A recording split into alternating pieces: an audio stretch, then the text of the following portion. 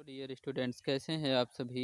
आज हम पढ़ेंगे इंग्लिश ग्रामर में chapter number 15 a and the.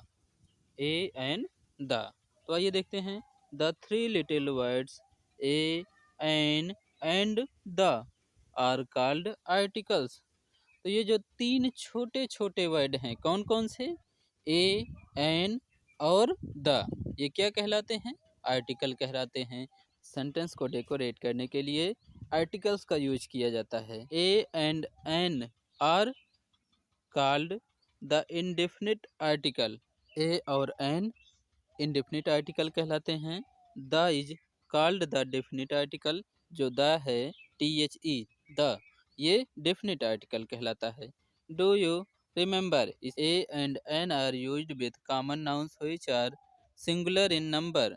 ए और एन कॉमन नाउन के साथ यूज किए जाते हैं जो कि सिंगुलर नंबर में रहते हैं। A is used when noun begins with consonant sound. A का प्रयोग वहाँ किया जाता है जहाँ पर कोई भी शब्द कॉन्सोनेंट से शुरू होता है। जैसे बाल, बाल में बी कॉन्सोनेंट है, इसलिए लिखा जाएगा, क्या लिखा जाएगा? A ball. An is used when the noun begins with a vowel sound. An का यूज वहाँ किया जाता है जहाँ पर कोई संज्ञा शब्द स्वर से शुरू होता है, वावेल से शुरू होता है। जैसे एप्पल की शुरुआत किससे होती है? ए से होती है। ए क्या है? वावेल है, इसलिए यहाँ पर क्या लिखा जाएगा? An. Sometimes a word that begins with E और U has a beginning consonant sound. In that case be use a. कहने का मतलब ये है कि कभी कभी ई और यू जो है कॉन्सोनेंट साउंड में यूज होते हैं। जैसे यू लैम, तो यहाँ पर जो ये इसका है कॉन्सोनेंट साउंड है, इसलिए उसके पहले ए का प्रयोग हुआ है। ए यूनियन, यूनियन में यू, इसका कॉन्सोनेंट साउंड है, इसलिए उसके पहले ए का प्रयोग। ए यूनाइटेड फैमिली, यहाँ पर भी ए का प्रयोग। ए यूरोपियन, यहाँ पर ई का साउंड क्या है? या है, इसलिए ए का प्रयोग।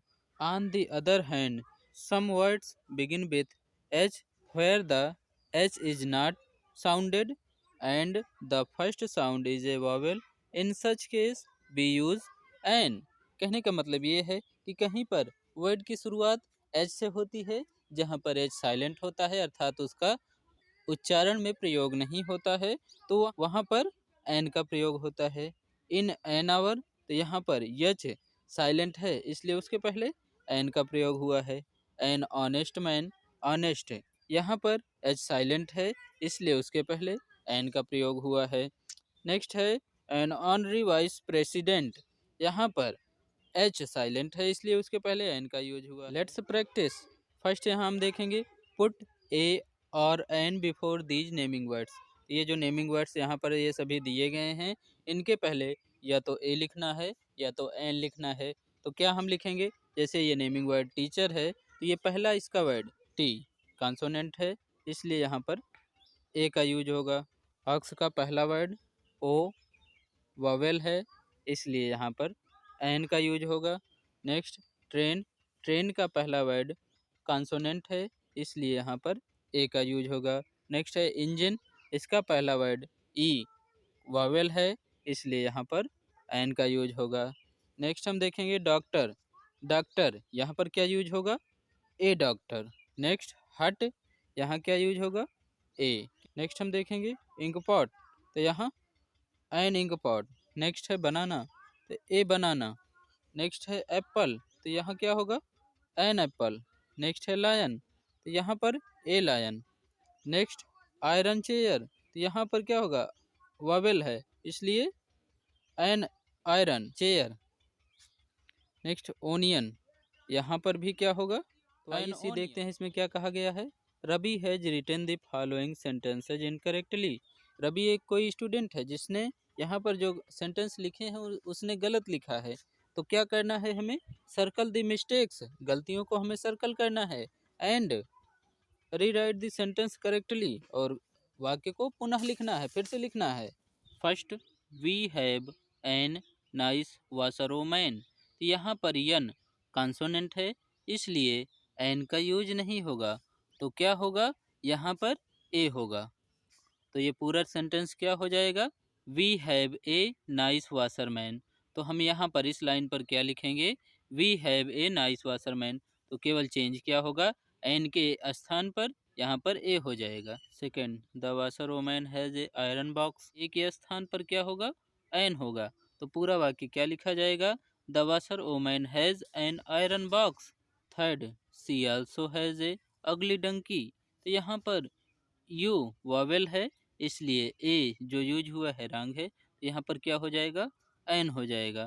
तो यहाँ पर ए को सर्कल कर देंगे और सेंटेंस क्या लिखेंगे, सी also has an ugly donkey. Next fourth, she looks like a ordinary person, ordinary में ओ वावेल है, इसलिए ए के स्थान पर क्या हो जाएगा, एन हो जाएगा।